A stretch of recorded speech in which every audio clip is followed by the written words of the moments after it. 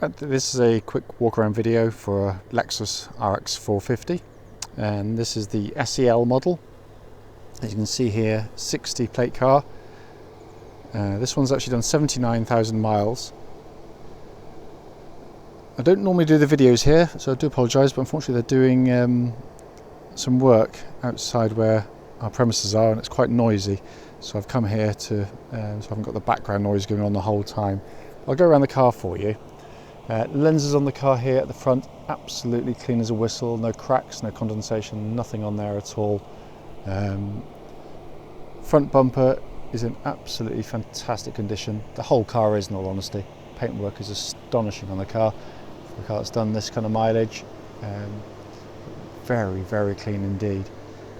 Bonnet of the car, I can't see any obvious stone chips. There's going to be a couple, of course there are. Just on the leading edge there, just got, if I get my shadow out the way, just got a couple of tiny little specks, but nothing that detract from the originality of that. It's absolutely super. So come down the near side of the vehicle, squat down for you. Panel work is pretty much mirror smooth down there. Can't see any obvious marks in there at all. We do encourage people to come and look. You know, there will be marks that we've missed, tiny little ones or otherwise. It's not by intent, I promise you. Front alloy, generally very good. Hopefully you can just see. Got a couple of marks, a few marks there on a couple of the spokes there. So it has just caught. Near side wheel is always one that tends to catch most of all. But again, certainly in keeping with the age and mileage of the car, you'd expect to see a few there. Let's say panel work is absolutely fantastic condition. It really is. Rear alloy on the near side, very, very good indeed. Just a couple of marks just on the outside edge there, and then I think there's a couple just down there as well. But again, better than most you'd see on this kind of age and mileage, certainly. If I come then down, just squat down again on this side, just to show you how smooth and clean that panel work actually is. Then around the back here, rear bumper's very, very, very clean and tidy.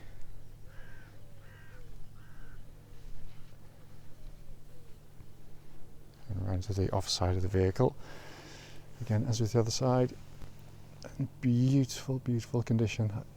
I can just see one, and I'll try and pick it out for you. There's one tiny little dimple dent. It is minuscule. So rear wing there, and no marks I can see at all on there. Offside rear wheel, really good. Just a tiniest little bit, just caught on the outside edge. Just going around there. But they're very, very light indeed, really are. And then to carry on down the offside of the vehicle, all really nice. The only mark I can see, I don't know whether you can make it out. Try and sort of make it just there. It's absolutely, it's a tiny little thing. I mean, if you're really fussy, you could get a dent removal man to pull it out. Personally, I think it's so small it wouldn't even bother, but who am I to say? Then final alloy, again, really nice, just as with the others. There's the tiniest little bit. Just shows they are completely original, of course. They've not been sprayed or sort of tarted up in any way. It's exactly as they were. But we're talking about, you know, a 7-year-old car now with just shy of 80,000 miles, which looks in fantastic condition. Really helped by, when you see there, these the roof bars fitted to the car, which really do add to the stance of these vehicles. Just coming to the boot area of the car, really big boots on the car. As you expect with Lexus, absolutely beautifully appointed. They really are fantastic. You know, they do build these things really nicely. Actually, some very, very nice materials. Tonneau cover you can see there is all still all good and intact. These pits here, by the way, incidentally, they literally will just clip. Whoopsie daisy. Up into them, I'm trying to do it with one hand whilst holding a camera. They just clip into there. They've just been held down whilst the car was cleaned. And in the back of the SELs with the air suspension, you do have the option to lower the car down to get things in the back a bit easier as well. Handles there, just drop the rear seats down in sort of one pull and drop motion there as well. Obviously electric tailgate on these car, all works absolutely perfectly, of course, but just to show you.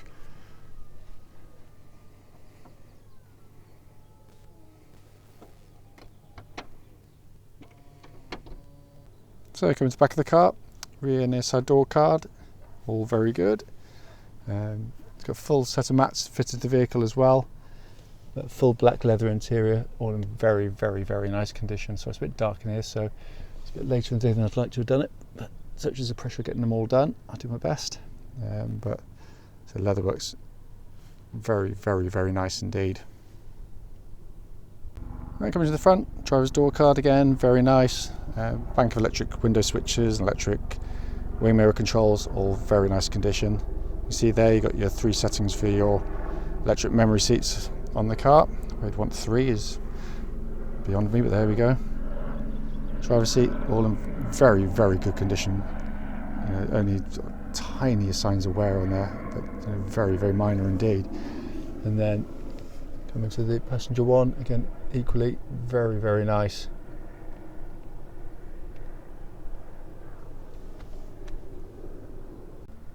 So sat in the car now, obviously engine's running, it has been all the way through. Just a pan around the dashboard for you, but it's in really very, very nice condition. As you probably know on these Lexus, you get this nice big sat-nav screen to pop the car into reverse, and then you've got a lovely crystal clear parking camera on there as well. And if you want to, you've got a little button there you can press, and you can do down the near side of the car an extra camera there. So if you're sort of parking in a tight garageway or something, or driveway, then it just makes life a lot easier for you.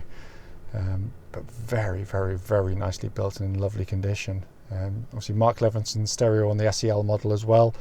It's not just a name. If you like your music and you like to hear it reproduced really well, it's a fantastic audio system, it really is.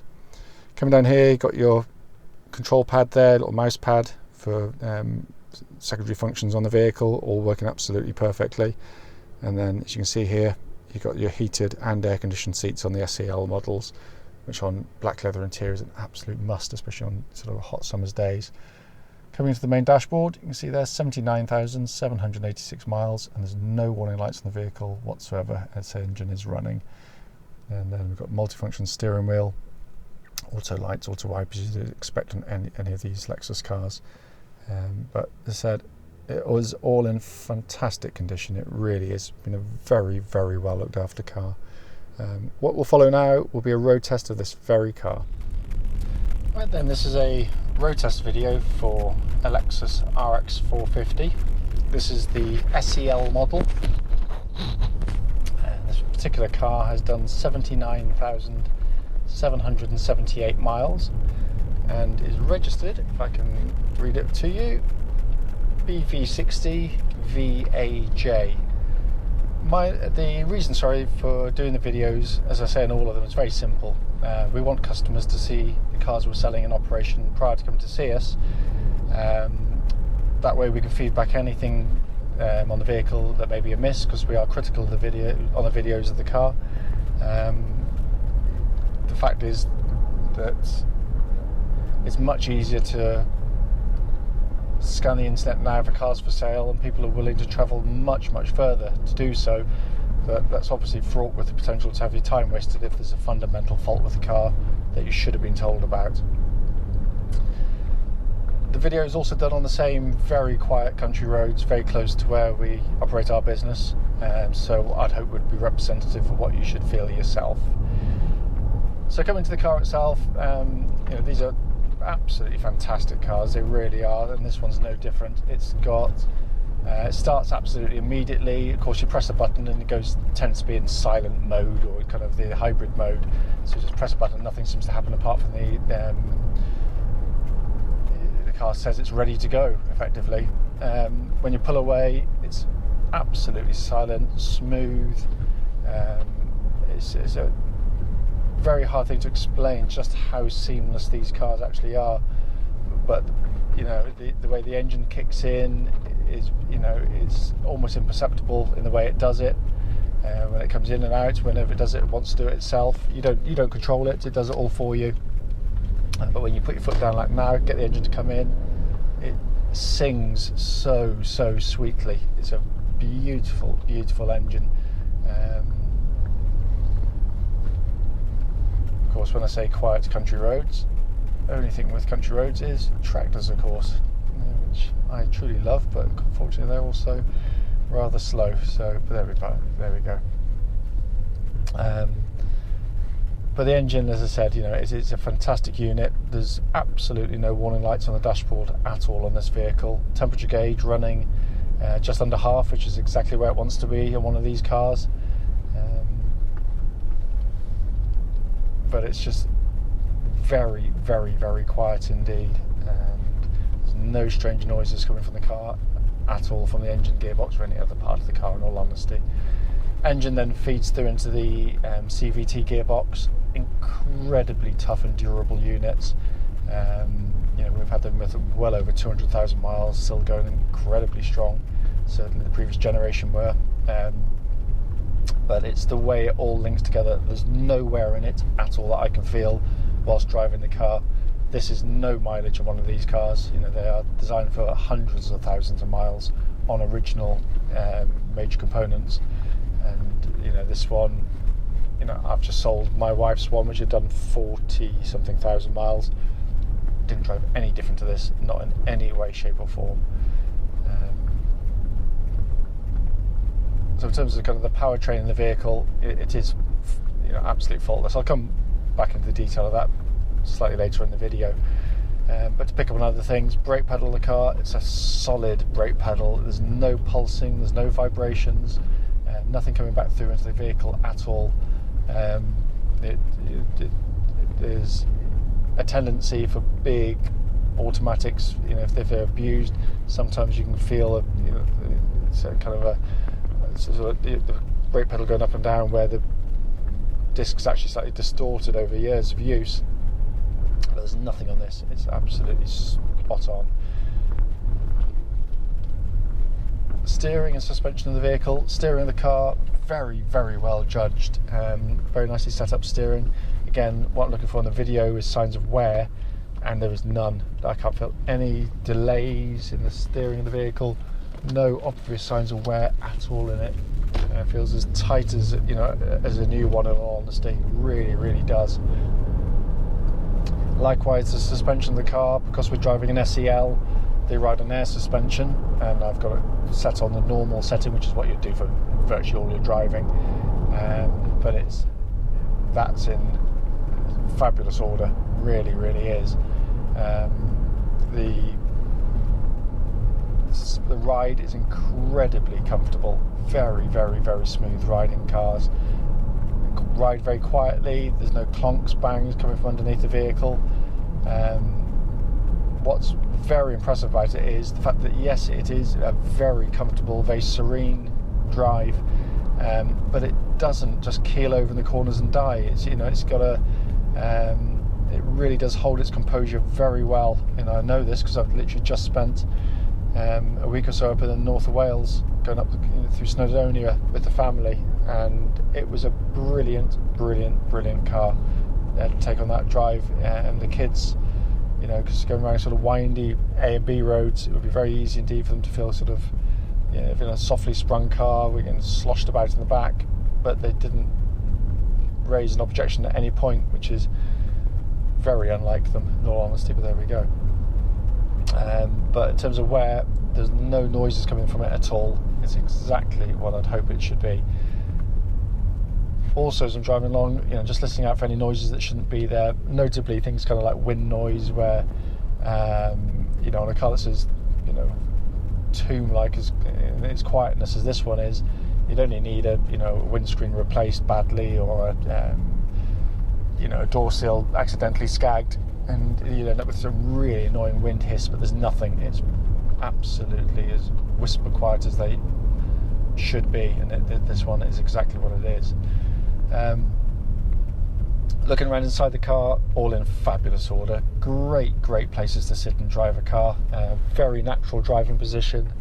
Very easy to get comfortable. You've got sort of multi-directional, electric adjustment on the seat. You've got 3 memory settings on these, also on the passenger side on these cars as well.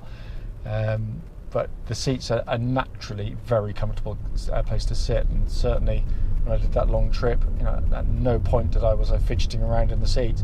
And I suffer with bad back, so if a seat's not good, then I'll know about it straight away. Obviously, because it's SEL spec as well, you've got heated and air conditioned seats, and they work absolutely perfectly.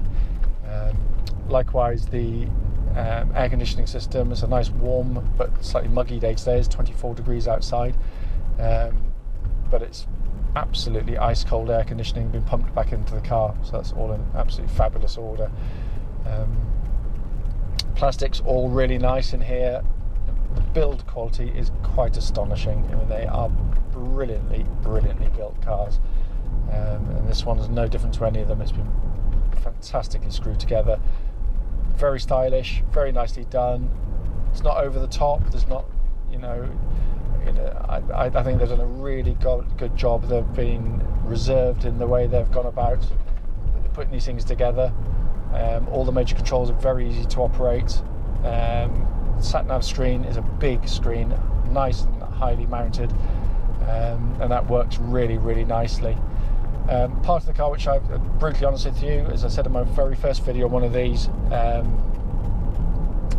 had my reservations, was this kind of mouse system for going into sort of menus and other bits and bobs. Now I've used it, I must admit I'm not exactly sold, but I can see the benefits of it. But it's done very nicely. You've got the actual mouse itself isn't jerky, it's well damped. I used one previously on another car and it was flickering around all over the place. It was a horrible thing to use, but this is actually really good. And having used it for a long period of time now, I can see the benefit of it. I can see why. What they've very cleverly left alone is things like you can operate your climate control system still with push buttons here. You don't have to go into there. Likewise, your stereo can be used without going into those buttons as well, and that's really important because it means you're not putting your head down, you're not taking your eyes off the road at any point, and it's a natural thing so they've managed to incorporate. You can use it in both modes very simply indeed, so it doesn't alienate people who don't want to be playing around with little buttons and mouse pads, and I think that's to their credit. It really do. The main dashboard is simplicity itself. It's beautifully done, very high quality, very classy indeed. All the information you need is there, and it's all working absolutely perfectly. On top of which, obviously, you've got this multifunction steering wheel, you've got a hands-free telephone system built into the car. Everything we've pressed thus far has worked absolutely as it should.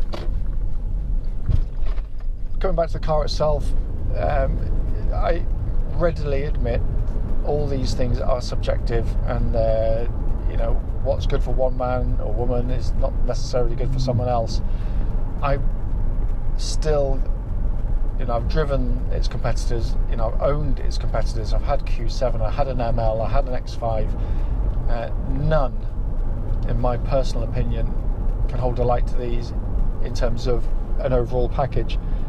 This is the most refined out of all of them, and I'm not just talking decibels, how loud it is. I'm talking about how it rides, how it's smooth and serene, and it really is.